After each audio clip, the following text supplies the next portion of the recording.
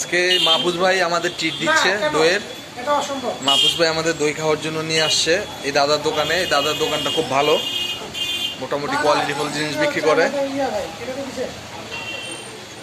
এই যে মাহফুজ ভাই আমাদের দই খাওয়াচ্ছে। মাহফুজ ভাইয়ের জন্য সবাই দোয়া করবেন যাতে মাহফুজ ভাই অতি দ্রুত অনেক বড় বড় ব্যবসায়ী হইতে পারে। মাহফুজ ভাই যাতে তাড়াতাড়ি বড় হয়ে যায়, তাই তো? হ্যাঁ হ্যাঁ। মিষ্টি খাওয়ান যায় কোনটা? রসগোল্লা খাবেন? মিষ্টি কোনটা খাবেন? রসগোল্লা খাবেন একটা খাবেন। ভাই ভালো লাগতেছে? রসগোল্লা দেবো, রসগোল্লা? মাহফুজ ভাই আমাদের ট্রিট দিছে, ঠিক আছে না?